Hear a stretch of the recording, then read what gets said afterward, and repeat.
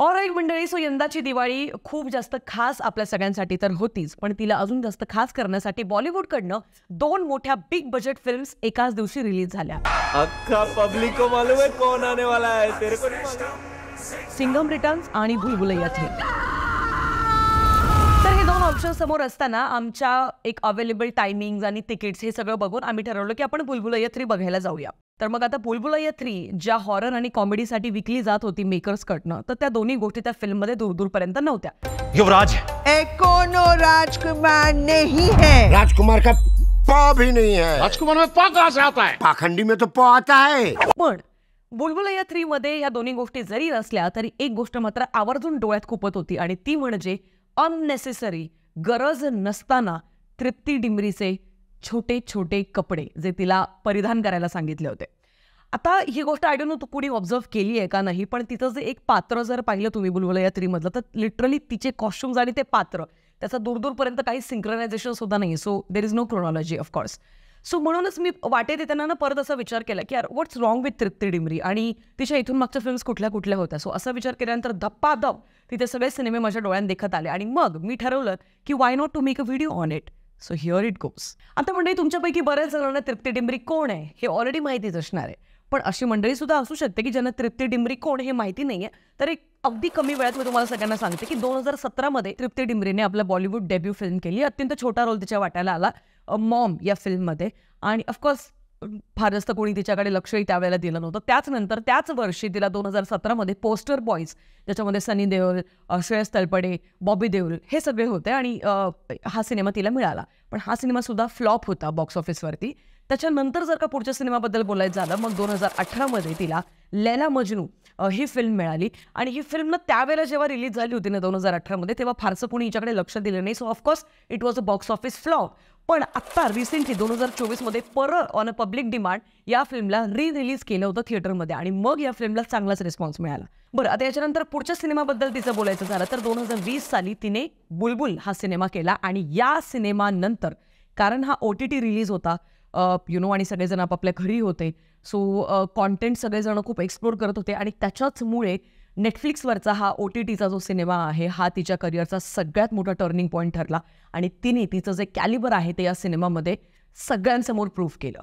So याच्यानंतर तिचा एक ना सेट ऑफ ऑडियन्स तयार झाला होता की ज्यांना खूप आर्टिस्टिक सिनेमे वगैरे आवडतात. लगेचच त्याच्या पाठोपाठ 2022ला कला नावाचा तिचा सिनेमा येतो, आणि त्याच्यात सुद्धा ती लिटरली फाडते तो सिनेमा. अगेन OTT रिलीज होता. बरं, 2020 साली जो बुलबुल सिनेमा तिने केला होता त्याच्यासाठी तिला फिल्मफेअर OTT अवॉर्ड सुद्धा मिळालं होतं. सो एकंदरीतच आपण 2022 पर्यंतचा तिचा प्रवास पाहिलाय. तोपर्यंत तिला फार कमी लोक ओळखत होती ज्यांनी तिला कला आणि बुलबुलमध्ये पाहिलं होतं, आणि ज्यांनी तिचं काम खूप अप्रिशिएट सुद्धा केलं होतं. पण मग तिचं आयुष्य बदलून गेलं. 2023 साली एक असा खूप मोठा सिनेमा रिलीज झाला ज्याचं बजेट फक्त 100 कोटी होतं, पण ज्याने 923 कोटीपर्यंतचा बिझनेस केला. मी बोलते ॲनिमल या फिल्मबद्दल. आणि ऑफकोर्स त्या फिल्ममध्ये तिचा जो एक न्यूड सीन होता, त्या एका न्यूड सीन नंतर ती रातोरात फेमस झाली आणि नॅशनल क्रश बनली. आणि all of a sudden meme culture, social media सगळीकडे तिला भाभी नंबर 2 म्हणून बोलावलं जाऊ लागलं. आता हे असं भाभी नंबर 2 वगैरे का आहे, ज्यांनी ॲनिमल फिल्म बघितले त्यांना चांगलंच ठाऊक आहे. ॲनिमलमध्ये लिटरली म्हणजे तिचा जो रोल आहे तो अननेसेसरीली खूप जास्त ड्रॅग डाऊन केलेला होता, किंवा अननेसेसरी तो न्यूड सीन नसता तरी पण आय थिंक सगळ्या गोष्टी वर्कआउट होऊ शकल्या असत्या. पण ऑफकोर्स कारण तो न्यूड सीन होता, आणि कारण एक ऑल ऑफ अ सडन एक अशी नवीन मुलगी सगळ्यांना दिसली, कारण मासेसपर्यंत अजून ती पोहोचलीच नव्हती. त्याच्यामुळे ऑल ऑफ अ सडन ती फेमस झाली. आणि ट्रस्ट मी, लिटरली बातमी झाली तिच्या अकाउंटवरनं की सो ॲनिमल सिनेमा करण्याच्या आधी तृप्ती डिमरीचे इंस्टाग्रामवरती फक्त 6 ते 7 लाख फॉलोअर्स होते, आणि रातोरात फक्त 2 दिवसात तिचे 320% फॉलोअर्स वाढले. तिला 2 मिलियन फॉलोअर्स फक्त 2 दिवसात मिळाले, ते पण फक्त आणि फक्त भाभी नंबर 2च्या त्या एका सीनमुळे. बरं, आता या फिल्मनंतर तिला रात्रीतनं खूप मोठं यश मिळालं, आणि मग तिथून सगळा गेम चेंज झाला आणि तिचं आयुष्य बदलून गेलं. कारण आता तिला खूप मोठमोठ्या फिल्म्स ऑफर होऊ लागल्या, तिला मोठमोठे ब्रँड्स ऑफर होऊ लागले, पैसा खूप जास्त येऊ लागला, सगळ्या गोष्टी व्हायला लागल्या. आणि मग त्याच्यानंतर आत्ता अशी सिच्युएशन आहे की तिला ज्या फिल्म्स अप्रोच होतात, जे प्रोड्युसर्स किंवा ज्या स्क्रिप्ट्स तिच्याकडे येत आहेत, त्या सगळ्या सेम डिमांड करताय. एक्झाम्पल द्यायचं झालं तर विकी कौशल सोबतचा तिचा बॅड न्यूज हा सिनेमा जर का तुम्ही पाहिला असेल तर ती अगेन त्याच अवतारात दिसली आहे. तिचं ते एक सेन्शुअल गाणं आहे जे लिटरली अननेसेसरी होतं अगेन त्या फिल्ममध्ये, पण फक्त एक आय कॅन्डी म्हणून तिला त्या फिल्ममध्ये वापरण्यात आलं, जस्ट लाईक अन ऑब्जेक्ट.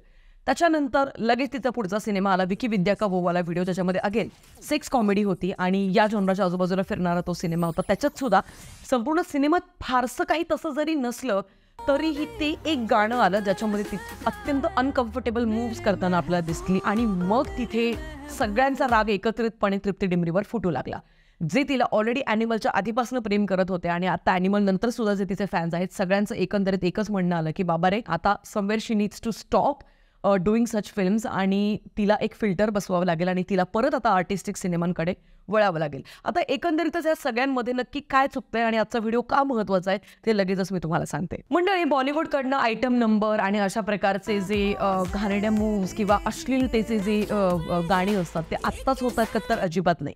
इथून मागे जर का तुम्ही मोठमोठ्या अभिनेत्रींची जर का उदाहरणं घ्यायची झाली तर विद्या बालन, राणी मुखर्जी, कटरीना कैफ, करीना, दीपिका या सगळ्यांनी ऑन स्क्रीन वल्गर सीन्स केलेले आहेत किंवा वल्गर डान्स मूव्ह सुद्धा केलेले आहेत आणि पण त्या टाईपकास्ट नाही झाल्या. हा एक सगळ्यात मोठा इश्यू आहे. कारण ज्या वेळेला त्यांच्या करिअरमध्ये या सगळ्या गोष्टी होत होत्या त्यावेळेला सोशल मीडिया फारसा ॲक्टिव्ह नव्हता आणि लोकांची ओपिनियन्सनं इतक्या फास्ट सोशल मीडियावरती पुटअप केली जात नसायची.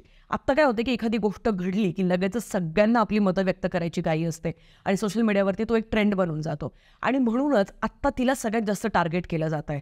So Trupti Dimri, I think जर आता तुम्ही असं म्हणाल की नाही शी इज व्हेरी इनोसेंट आणि बॉलिवूड जबरदस्ती तिच्याकडनं हे करत आहे, तर I think you are very very wrong. Because तिने क्लिअरली आपल्या इंटरव्ह्यू आणि पॉडकास्टमध्ये तिने सांगितलं की she has bills to pay of course आणि तिला आत्ता त्याच सगळे स्क्रिप्ट्स ऑफर होत आहेत. So she has no other choice. म्हणजे इथून मागचे तिचे आर्टिस्टिक सिनेमे जे तिने केलेले आहेत, बुलबुल किंवा कला या पद्धतीचे किंवा लैला मजनू इनफॅक्ट, सो या प्रकारच्या सिनेमांच्या हिशोबाचे तिला आता स्क्रिप्ट्स मिळत नाहीये. पण just because of an Animal, so त्यानंतरच्या तिचे जेवढ्याही चॉईसेस आहेत फिल्म्सच्या, तर किंबहुना त्या सगळ्यांमुळे तिची आता एक ओव्हरऑल एक इमेज अशी झालेली की ऑब्जेक्टिफिकेशनसाठी Tripti Dimri is the best choice. Unfortunately we are living in this era जिथे बॉलिवूडच्या ऑलमोस्ट प्रत्येक फिल्ममध्ये बायकांना, स्त्रियांना, मुलींना फक्त एक ऑब्जेक्ट म्हणून ट्रीट केलं जातं. लिटरली दिशा पटानी असेल किंवा तमन्ना भाटिया असेल, आय थिंक या दोघींचं आत्ता तेच झालंय. त्या फक्त आत्ता एक ऑब्जेक्ट बनून राहिलेल्या आहेत फिल्म इंडस्ट्रीमध्ये आणि आता त्यांना फक्त एक आयटम नंबर्स फक्त ऑफर केले जातात, नाही कुठल्या चांगल्या फिल्म्स, नाही काहीच चांगल्या स्क्रिप्ट्स. सो मला असं वाटतं की हीच गोष्ट असते, ज्यावेळेला तुम्ही बोल्ड सीन्स करतात, ज्यावेळेला तुम्ही वल्गॅरिटी प्रमोट करता ऑन स्क्रीन किंवा ज्यावेळेला तुम्ही फक्त सेन्शलाइज आयटम नंबर्स वगैरे करतात, त्यावेळेला ऑडियन्स तुम्हाला ना सिरियसली घेणं बंद करते आणि तेच आता तृप्ती डिमरीसोबत होत आहे. लिटरली तिच्या येणाऱ्या प्रत्येक फिल्ममध्ये तिला फक्त एक ऑब्जेक्ट म्हणून ट्रीट केलं जाते. Unnecessary bikini scenes, unnecessary kissing scenes. So म्हणजे तुम्ही आता म्हणाल की यार याच्यामध्ये ना नक्की म्हणजे चुकी कोणाची आहे. सो कसं असतं म्हणजे की ज्यावेळेला तुम्ही एक आय कॅन्डी ऑलरेडी होतात ना, त्याच्यानंतर तुम्हाला मग ऑडियन्स सिरियसली घेणं बंद करते आणि ही सगळ्यात गंभीर बाब आहे सध्या. कारण का आता तृप्ती डिमरी स्वतःच तिच्या हाताने तिचं करिअर डिस्ट्रॉय करते आहे आणि मला असं वाटतं याच्यासाठी ना 2 ते 3 गोष्टी जबाबदार आहे. पहिलं तर बॉलिवूड एक पूर्ण इकोसिस्टम, मी जसं आधी म्हटलं की त्यांना विमेन ऑब्जेक्टिफिकेशन हे खूप बाय का खेळ त्यांना वाटतं लिटरली आणि त्यांना लिटरली असं वाटतं की प्रत्येक फिल्ममध्ये ऑडियन्सला जर का बोलवायचं असेल तर त्यासाठी तुम्हाला असे काहीतरी आयटम नंबर्स वगैरे टाकणं, अश्लीलता टाकणं गरजेचं असतं. दुसरी जिच्याकडे चूक आहे ती स्वतः तृप्ती डिमरीकडे सुद्धा आहे की नाव I think she has proved herself very well आणि आता तिला थोडंसं एक थांबावं लागेल किंवा थोडंसं एक आता चाळणी बसवावी लागेल तिच्या चॉईसेसमध्ये. स्क्रिप्ट्स ज्या तिच्याकडे येत आहेत त्याच्यामध्ये तिला आता निवडक थोडंसं व्हावं लागेल. अदरवाईज मग लाईक आय सेड की तिचं फक्त एक ऑब्जेक्ट म्हणून ती इंडस्ट्रीमध्ये राहील. आणि तिसरी आणि सगळ्यात महत्त्वाची चूक प्रेक्षकांकडे आहे, म्हणजे आपल्या भारतीयांकडे आहे. सो मंडळी विचार करा ना, रात्रीतनं एक अशी मुलगी नॅशनल क्रश म्हणून लगेच अनाऊन्स केली जाते आणि रात्रीतनं तिचे 2 मिलियन फॉलोअर्स होतात. का? म्हणजे कुठेतरी समाजाकडनंच त्या डिमांड्स येत आहेत. It's all about I think demand and supply. आणि जर का तुम्ही डिमांडच त्या गोष्टींची करताय तर मग तुम्हाला सप्लाय तो इंडस्ट्रीकडनं द्यावाच लागेल. कारण ते तर बसलेलेच आहेत घाणेरडी आणि अश्लील अशा फिल्म्स आणि गाणी बनवायला. पण जर का तुम्ही ॲज अ प्रेक्षक म्हणून या गोष्टींना सपोर्ट करणं बंद केलं, या गोष्टींसाठी खूप असं अगदी वेळ लागलंय आणि चला पटकन इंस्टाग्रामवर शोधू आणि तिला फॉलो करू आणि बघूया नक्की काय काय तिने इथून मागे वगैरे, मला असं वाटतं या सगळ्या गोष्टींवरती थोडंसं तुम्ही पण नियंत्रण आणणं गरजेचं आहे. सो हे खूप अनफॉर्च्युनेट आहे. एखादी मुलगी जर का सौज्वळ कपड्यांमध्ये असेल आणि सौज्वळ ती तिचं मत मांडत असेल तर तिला फारसं सिरियसली घेतलं जात नाही. पण जसे जसे कपडे छोटे होत जातात तशी तशी ह्या देशामध्ये पॉप्युलॅरिटी वाढत जाते आणि ही अनफॉर्च्युनेट ट्रूथ आहे. याला तुम्ही मी कोणीच नाही बदलू शकत. जाता मी फक्त इतकंच म्हणेन की ना प्रत्येक गोष्टीचं नॉर्मलायझेशन नाही व्हायला पाहिजे. बुलबुलैया 3 मध्ये तिचे अननेसेसरी जे ब्लाऊज होते किंवा ज्या पद्धतीचे कपडे तिला दिले गेले होते, आय थिंक ते खूप डोळ्यात खुपत होता त्या गोष्टी. कारण तिचं जे पात्र आहे त्या फिल्ममध्ये त्या पात्राचा आणि तिने घातलेल्या कपड्यांचा दूरदूरपर्यंत काहीच संबंध नाहीये. इनफॅक्ट आजही तुम्ही जर का महाराणी आणि राजकुमारी जर का आत्ताच्याही त्या राजघराण्यामध्ये जर का गेलात तर ते सुद्धा असले कपडे घालत नाहीत अश्लील. सो आय फील की हे जाणून बुजून केलं जात आहे आणि तिला तिचा टॅलेंट दाबून फक्त तिला एक तिचं शरीर प्रदर्शनासाठी तिचा वापर केला जातोय. सो या गोष्टी कुठेतरी नॉर्मलाइज केल्या जातात. त्याच्या आधीच त्याच्याबद्दल थोडंसं बोलणं गरजेचं आहे, कारण मला असं वाटतं की एक समाज म्हणून आपली ही नैतिक जबाबदारी की चुकीच्या गोष्टींना योग्य वेळी क्रिटिसाइज करणं गरजेचं आहे. तरच त्याच्यावरती थोडंसं नियंत्रण हळूहळू येतं. रात्रीतनं बदल नाही होत, कुठल्याही समाजात हळूहळू होतात. सो आय जेन्युइनली फील की एक एक काही अशा फिल्म्स असतात, काही असा कॉन्टेंट असतो जो तुम्ही फक्त तुमच्या फ्रेंडसोबत बघू शकता किंवा बायको नवऱ्यासोबत बघू शकता. काही असं कॉन्टेंट आहे जो फक्त आईबाबांसोबत बघू शकता.